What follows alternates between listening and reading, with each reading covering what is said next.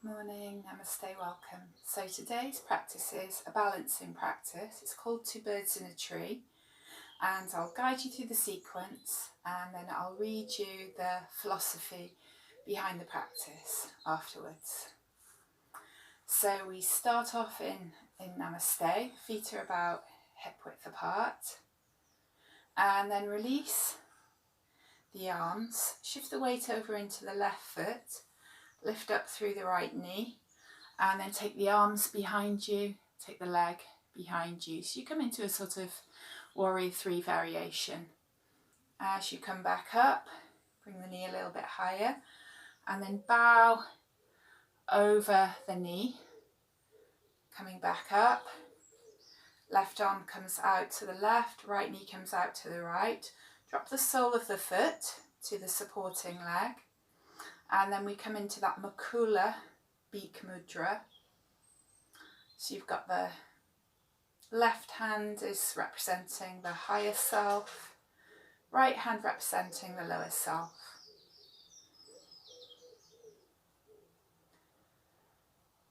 And the higher self is observing the lower self as it flies around.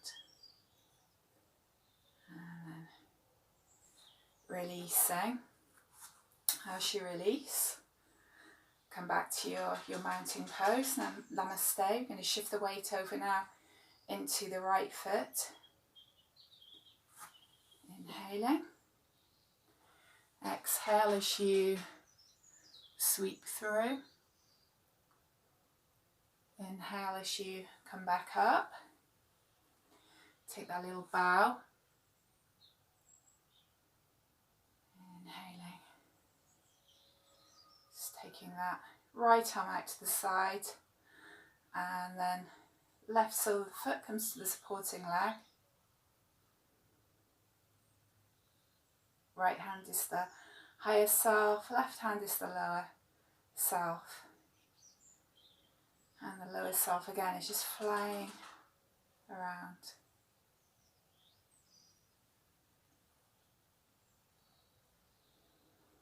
And then releasing. So you can use that as part of a sequence, or you could do it as a standalone balancing practice. So I'm going to read you the philosophy behind this practice now, which is called Two Birds in a Tree. So the two birds in a tree, the postures can be attributed to Swami Satchidananda Ma, and inspired by a quotation from the Mundaka Upanishad. And it says, there are two birds, two sweet friends, who dwell on the self-same tree, and the one eats the fruits thereof, and the other looks on in silence. And the first is the human soul, who resting on the tree, though active, feels sad in his unwisdom. But on beholding the power and the glory of the higher spirit, he becomes free from sorrow. So as soon as we realise the independent existence of the higher I, we enjoy the most intense degree of rest, even in the midst of the most intense activity. So the philosophy behind the practice of relaxation is to experience by means of our meditation the peaceful and all-perfect nature of the higher self. Its real nature has been very beautifully described in one of the Upanishads by a very suggestive and deep simile, the tree of life. So human life has been compared to a gigantic tree which sends its roots deep down into the unfathomable bottom of the unknown.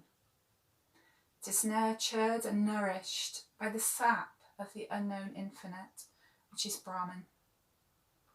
Its strong trunk is the trunk of karma, which has been attained, accumulated through successions of incarnations. And the whole tree is held firm by that trunk in the shape of its different aptitudes and inclinations. It sends out many branches in every direction. These branches produce innumerable twigs, buds, leaves, flowers and fruit, representing the results of the impressions and experiences through which human life is advancing. The leaves appear in due time. They develop, attain maturity, remain on the tree for a while, and finally, having left their contribution to the upkeep of the tree, they drop off, making room for other leaves to come.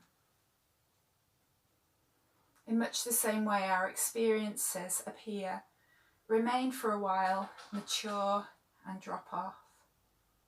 But when they drop off, they do not vanish altogether.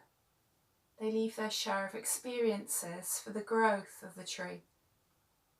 As in the case of the tree, so as the human life. Flowers appear and gradually develop into fruit. Fruit in their maturity drop off, having left their development towards the contribution of the tree.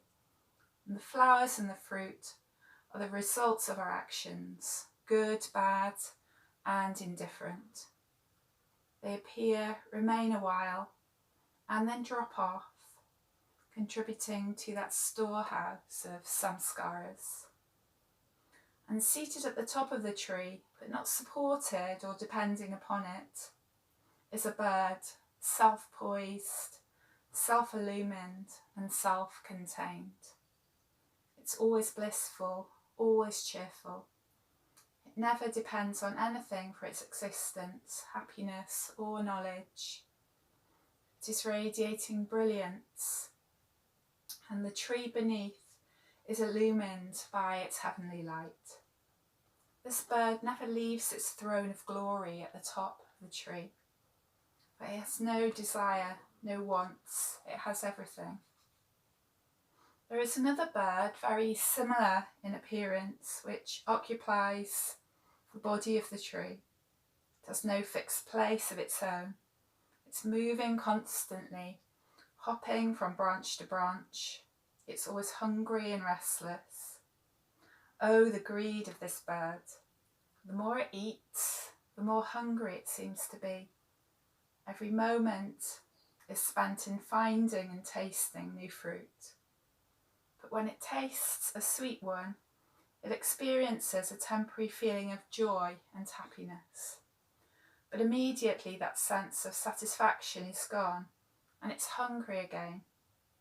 It seizes another fruit, which perhaps might be bitter, and then it receives a shock. Looking around, it catches a glimpse of the beauty and radiance of the self-effulgent bird above. It feels a great attraction and aspires to it. But in the next moment it forgets and darts after the fruit. While moving in search of the fruit, the restless bird, being attracted unknowingly and imperceptibly to the other bird, is slowly moving towards it in the form of a spiral. And when a sense of satiety and satisfaction finally comes, the bird begins to feel disinclined to go round and search for the fruit.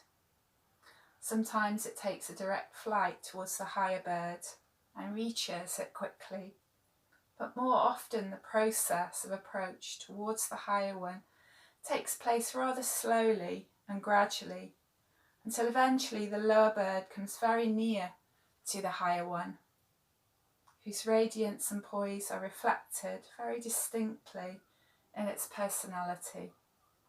Finally, it's absorbed into the upper bird and loses its separate existence.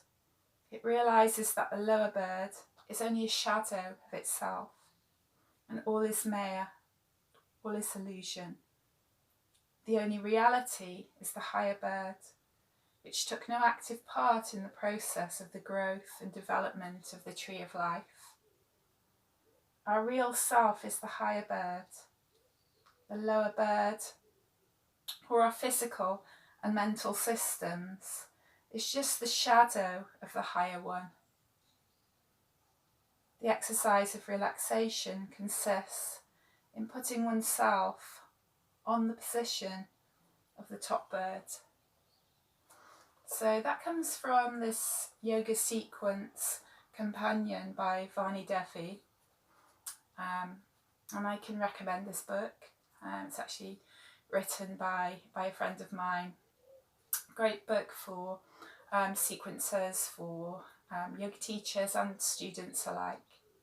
So that's a fairly short practice today, a nice balancing practice. So happy Friday, have a nice weekend. Namaste.